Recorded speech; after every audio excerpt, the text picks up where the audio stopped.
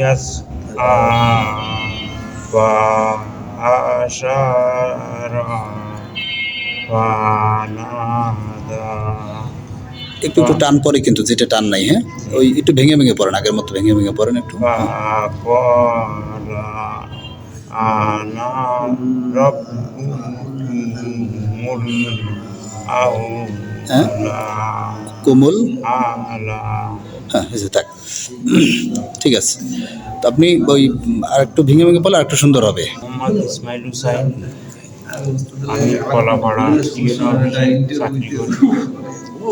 তো আমি জীবনে এই কোরআন শরীফ ছোটোবেলাতে শুরু করেছি একজন মহিলার কাছ থেকে, কিন্তু কোরআন শিখছি কিন্তু কোনো নিয়মকানুন ছাড়াই কোরআন শরীফ শিখছি, মানে ভুলে ভুলে জর্জরিত।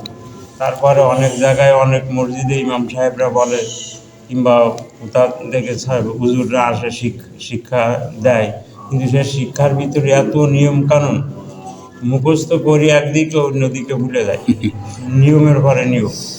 কিন্তু আমি জুমর নামাজ পড়তে আইছি এতিমখানা জামে মসজিদে, আইসে শুনি যে এরকম 15 দিনই কোরআন শিক্ষা কোর্স চালু হবে। তখন আমি টার্গেট করেছি তাহলে কোন সময় হয় আমি ওইখানে উপস্থিত হব।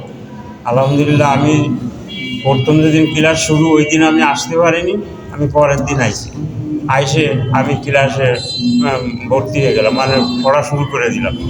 তা হরফগুলো যে হুজুর এত একটা স্মার্ট পদ্ধতিতে যে একটা মানুষের সঙ্গে অঙ্গ প্রত্যঙ্গের সঙ্গে তুলনা করে এক একটা হরফ আমাদের মতো লোকদের ভিতরে ব্রেনে যে এত সুন্দরভাবে ক্যাচ করে যাচ্ছে, হ্যাঁ আমি অবাক হয়ে গেছি যে আসলে 15 দিনে কোর্স করা সম্ভব।